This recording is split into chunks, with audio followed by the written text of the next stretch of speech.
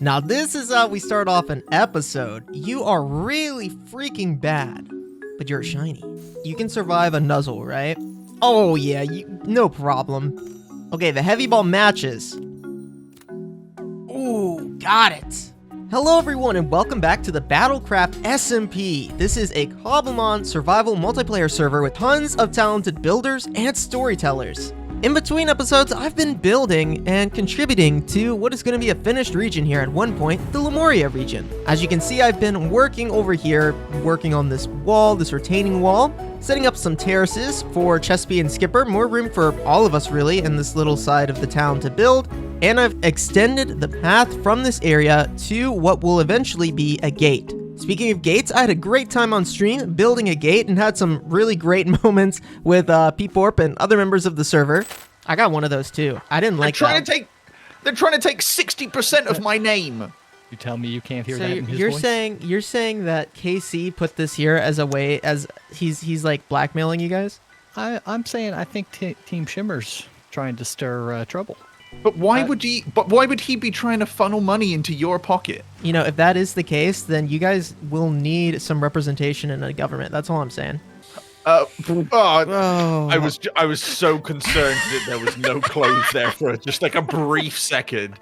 I'm an idiot. I'm an idiot, stupid, dumb head. I don't want to alarm you, but there's a shiny on the map. I promise. You're a pro Minecrafter. I can tell. I'm pro Minecraft content creator. This guy's Congrats pretty on good the too. shiny, by the way. 60, 67. I see. I wrote an entire constitution. I made a government while you were gone. But once it gets approved by a major majority vote of 4/5 representatives, it'll go into place. I was gone for 2 weeks. While you were gone, there's like an evil being haunting my my basement. You want to go see? Oh, these are pretty rare if you want one of these for the decks.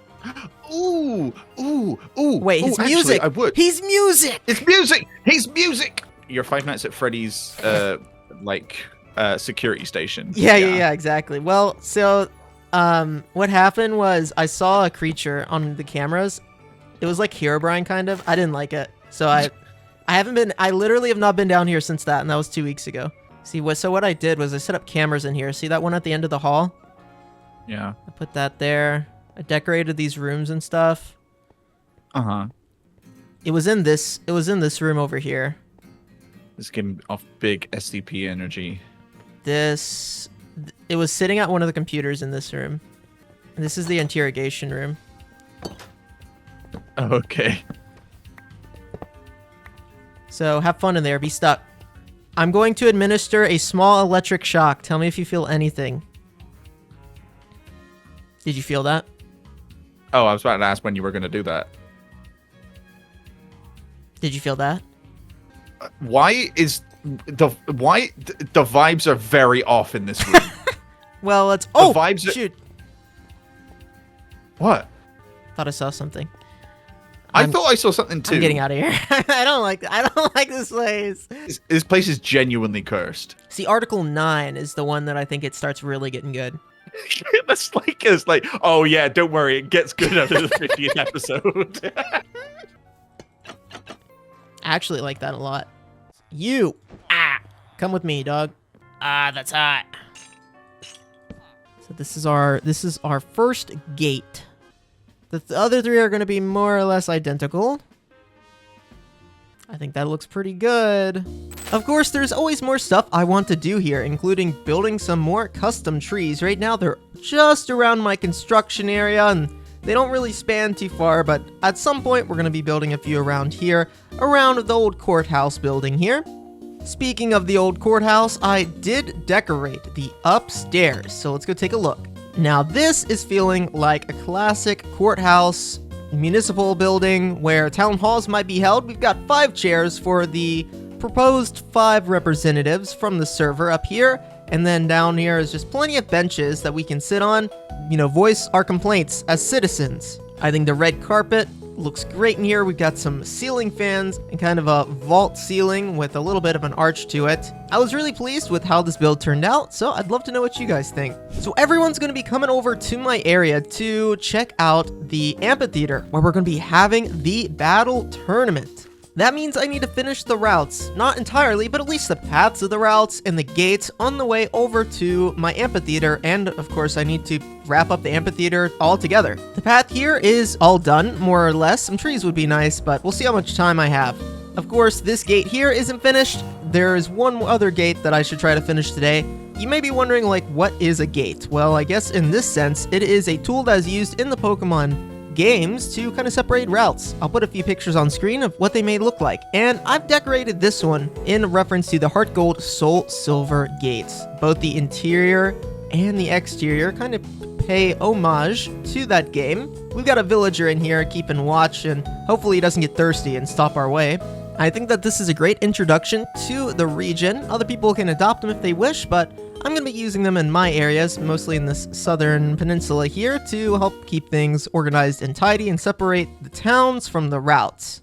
Also, if you haven't yet, you need to hit that bell button so that you get notified when I go live, because we have a great time talking and working on stuff every time I go live. So the amphitheater is where the battles are going to be taking place for today's double tournament, and I built this place really early on, like episode 2 or 3 at this point. And we're on episode 20. This part is more or less done. Some benches for people to sit, a battlefield that everyone can stand on and send out our Pokemon. But I think the main issue is, well, around the back here. This part hasn't been discovered yet.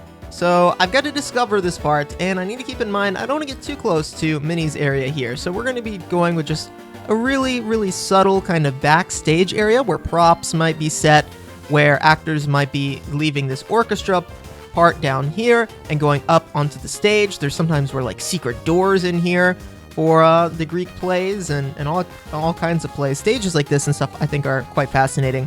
We're not going to be doing anything too fancy, but definitely need to clean this area up. So let's get to building.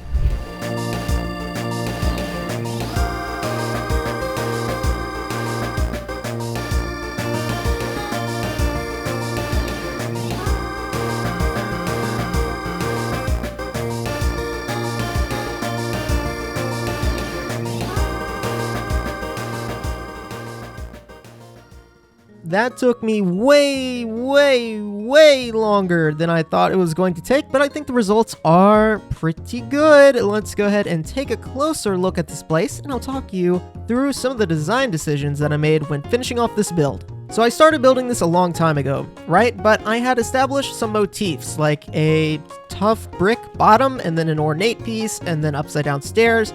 Basically, I designed a bunch of motif or design elements that I could repeat around the back. So that's what I did, using the tough bricks here. And these are the different tough bricks. These are the chipped ones, and that's kind of what the normal ones look like. Just a little bit of variation I think is nice. The use of the pillars, yet again, like on the corners, I think helps a lot. And that is what we have done around here on the back side. For this bottom part, I just decided to fill it up with some different variation of the tough bricks because, well, for right now at least, it's just kind of sticking out over the ocean. There may be some other stuff we can do here in the future, but for now, yep, sticking out over this body of water.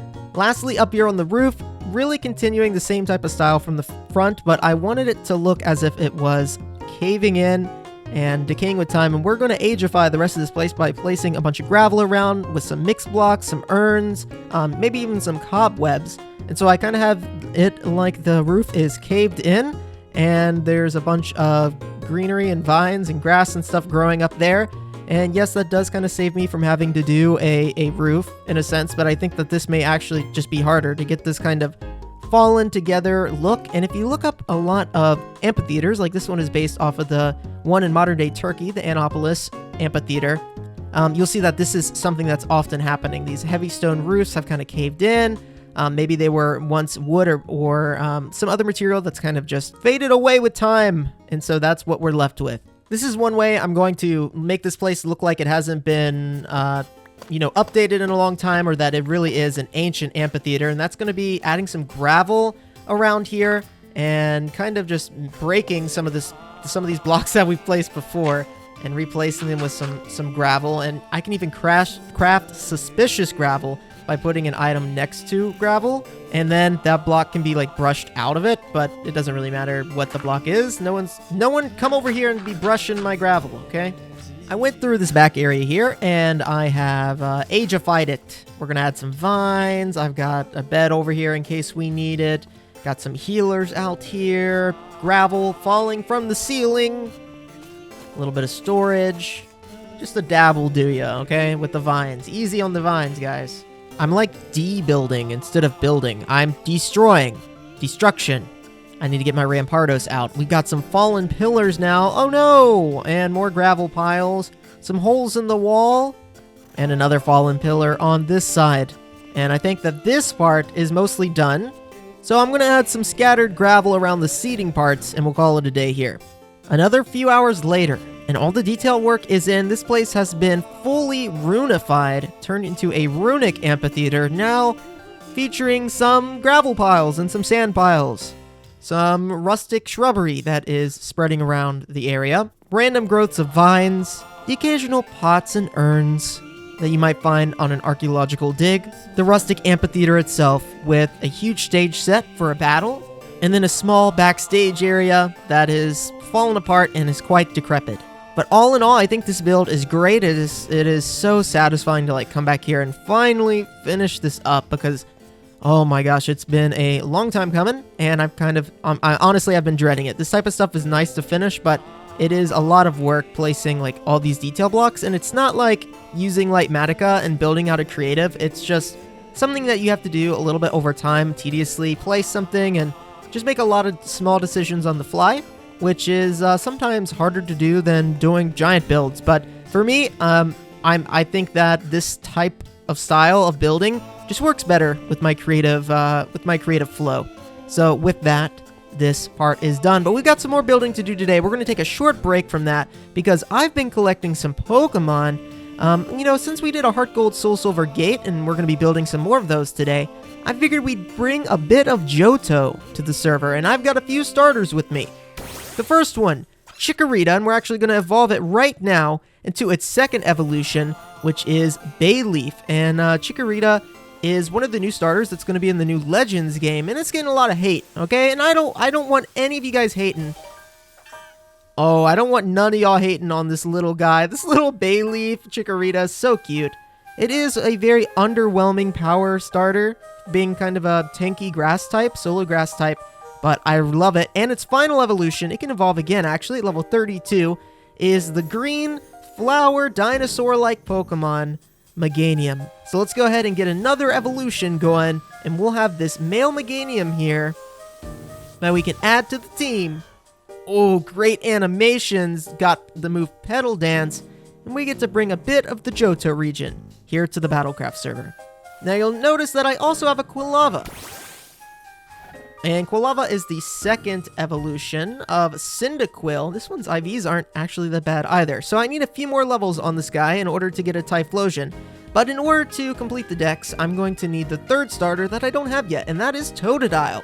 So let's get my fishing rod. Let's go to whatever biome Totodiles are found in, and we're either going to fish for it, which might be the easiest way.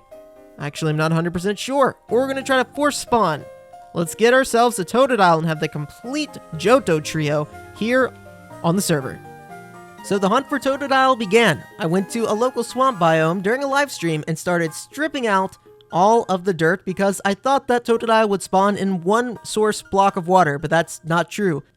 It has the submerged property tag, which means it actually has to be 3 blocks of water deep, I believe. So I decided to go up in the sky and instead create a little pool. After doing this for a while, I realized it just took way too long to create spawns and reset the spawns again. So I decided to start fishing with lumberries, and fishing with lumberries allowed me to get the monster egg group, which is going to help get that Totodile, right? Right? See guys, I even created this little minecart thing here just to help me load and unload this area.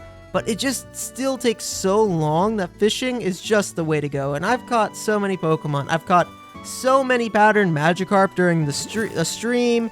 I've caught, literally almost everything you can catch here. Other starters like Marshtomp, Quaxly's evolution. So I'm going to keep fishing. Oh, another patterned Magikarp. Looky there. I'm not even surprised at this point. I literally have them all. I probably will still catch them though. And maybe if I keep fishing, I can eventually catch a Totodile. Oh my gosh. Oh my gosh, guys! It happened!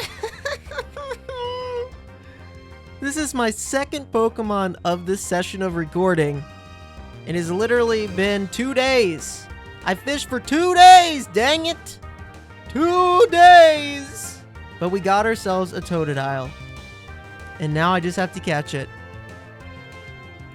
Oh man, that feels good. Oh, that took so long. I can get out of here now. My pattern Magikarp box is really starting to look impressive. Look at these bad boys. So we got Totodile and a Lure Ball, which feels really appropriate because in the Pokemon anime, if you remember, Ash got his Totodile and a Lure Ball, and we've got Meganium already, but now we can evolve our Quilava since it's level 36. So let's go ahead and do that. I'll take that XP share. You don't need that anymore. And we'll evolve it into the solo fire type evolution of Quilava of the starter of Johto into Typhlosion. Oh boy, yeah, look at that. So we've already actually caught one of these before, so nothing new. But this one, this little guy, look at him. He no think, he only chomp. I love Totodile. He is so cute. So let's go ahead and evolve Totodile now into Croconaw, the second evolution, and actually has some decent bulk to it with some HP, defensive stats all around. There we go. Croconaw, 1 defense, you see there, 1 defense EV, because it's not a bad Pokemon all around. Pretty strong. Looking great. Now we got to level it up a little bit more, so I'm going to give it this XP share. I'm going to take Gibson, we're going to knock out a few more Pokemon, and then we will try to get that final evolution today for Alligator. And for Alligator's name, when they made the original games, was so long that they actually had to like shorten the name. And there we go, Croconaw evolves at level 30 because it evolves at level 18. Yeah, they kind of offset the second evolution starters. So let's evolve our Croconaw now. Okay, Croconaw, let's evolve you into your final evolution, bad man. You took me so long to get, and all of the starters for Gen 2 are solo in their types. Solo Grass, Solo Fire, and Solo Water for Alligator. Oh, what a great model. Look at this guy. I like that he's got like individual fingers and they're actually animated pretty well, it looks like on here. Very, very big, very chompy guy here. Looking great. So now we have Meganium. The grass type final evolution for Alligator, the water, and of course Typhlosion, the fire types.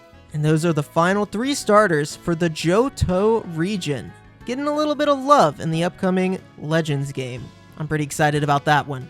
Anyway, we've got some more building to do. I'm going to get back to building these gates. Anyway, back to building.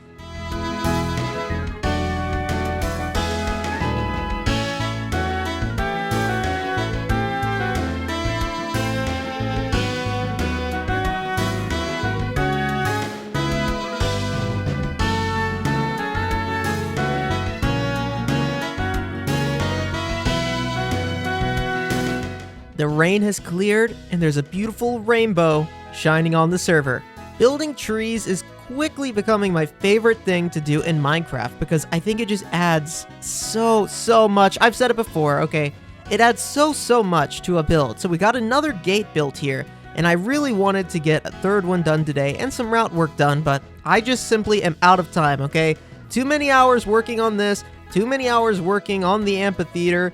But I think all of it is good progress, and a bunch of little steps like this will eventually lead to a completed Southern Peninsula here. Something out you might see like in Scarlet and Violet, right? A designed area with themes and trees and Pokemon galore. That's really what I'm trying to bring here to the server. I also, a few minutes ago, just caught this. Another shiny Jigglypuff. I have 2 shiny Igglybuffs already. Oh man, I would have loved something different, but it was so much fun bringing a bit of Johto onto the server today with the shiny Miltank that we caught earlier, and then all of the starters, which have been a lot of work to get. And, you know, these guys, not too bad. I've kind of found them casually, but oh my gosh, the Totodile took me forever. Anyways, ladies, gentlemen, we are going to end it off for today. Thank you so much for tuning into this episode, and if you've made it this far, then you must be a fan. So go ahead and like the video, subscribe, so that you'll catch the next live stream I go live at least once or twice a week, and we have a great time doing it. And if you've made it this far, then that means you get a Johto-inspired gold star. See you next time, guys!